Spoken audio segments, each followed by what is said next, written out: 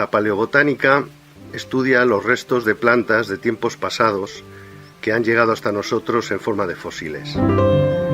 Pero no solo estudia los fósiles desde un punto de vista taxonómico, es decir, las características de los géneros y especies que vivieron en el pasado, sino también las asociaciones vegetales deducidas de los cotejos florísticos y que nos dan información sobre el clima y el paisaje, en suma, la ecología del pasado.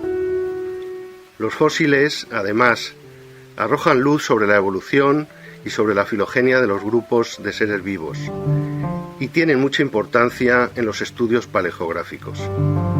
En resumen, nos dan mucha información sobre el pasado de la vida en la Tierra. Hay restos macromorfológicos desde hace unos 420 millones de años, es decir, desde el periodo llamado Devónico. Que tengamos fósiles desde esa edad no quiere decir que no existieran desde antes, ya que han podido no preservarse después de su muerte o no haber sido descubiertos.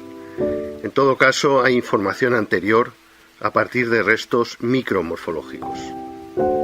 Un fósil vegetal es cualquier parte de un organismo vegetal que ha experimentado un proceso físico-químico y se ha preservado en las rocas hasta nuestros días.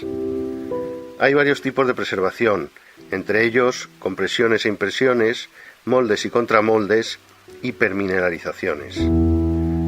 Compresiones son, por ejemplo, los restos de una hoja atrapada en el sedimento, de la que finalmente solo queda una fina película orgánica comprimida.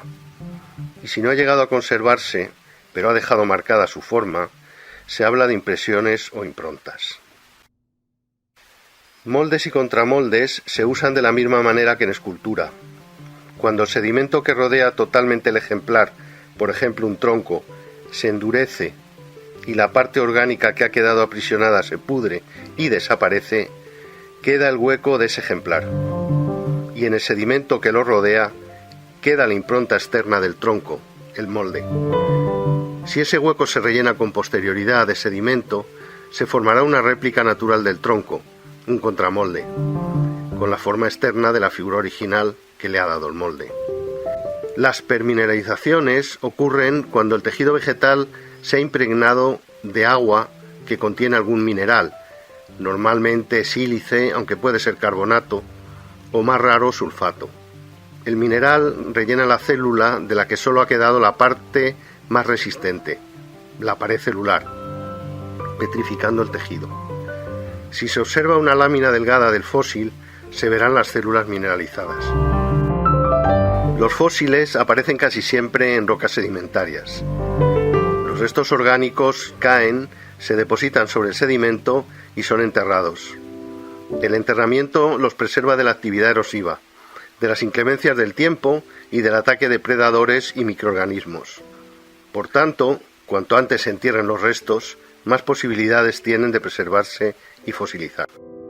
Para ir al campo a colectar fósiles, al margen de la ropa adecuada para cada estación del año y para las características del lugar, se necesita un martillo de geólogo y cinceles, papel de envolver, el de periódicos adecuado, bolsas de plástico resistentes, sobre las que se anotarán los datos, y cajas, lupa de mano, brújula, mapas de situación y libreta de campo.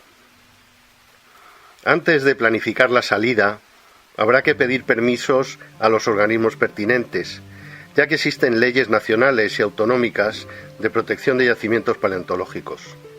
En parques naturales está terminantemente prohibido colectar sin permiso y las consecuencias legales de hacerlo pueden ser muy graves.